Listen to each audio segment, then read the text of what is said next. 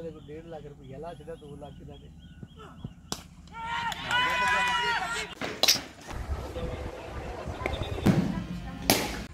நம்ம இன்னொரு வீடியோவில் சந்திக்கிறோம். இந்த வீடியோவில் என்னத்தை பார்க்க இருக்கிறோன்னு சொன்னால் ஸ்கூல் கிரிக்கெட் பிளேஸை குறித்து தான் பார்க்க இருக்கிறோம்.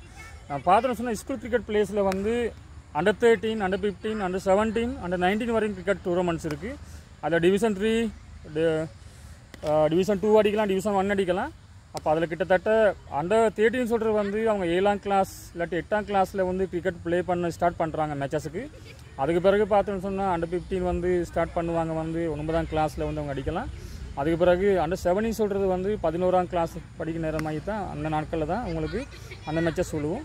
ஏலோல் படிக்கிற காலத்தில் தான் குறிப்பாக வந்து Under 19 வந்து அந்த வயசோடு தான் வரும்.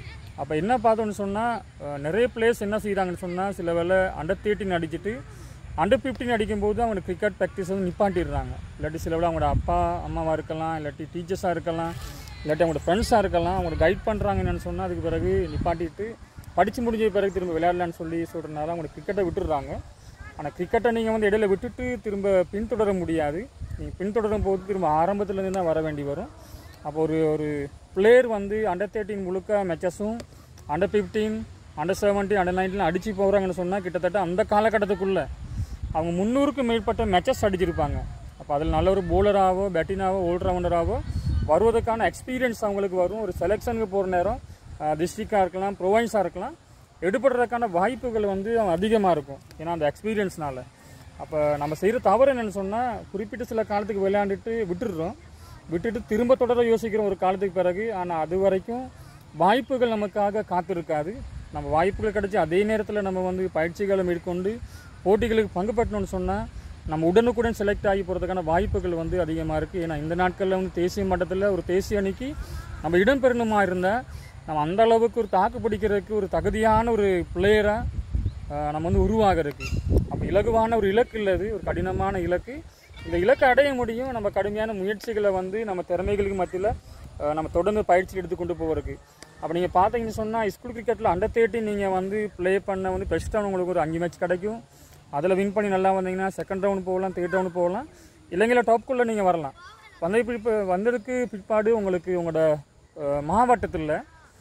மாவட்ட டீமுக்கு செலெக்ஷன் எடுப்பாங்க.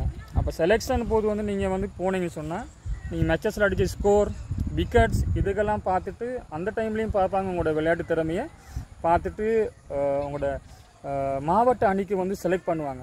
அப்படி மாவட்ட அணிக்கு நீங்கள் செலக்ட் பண்ணும்போதே ஒரு மட்டும் நீங்கள் வந்து முன்னுக்கு வந்திருக்கீங்கன்னு சொல்லி தான் அர்த்தம்.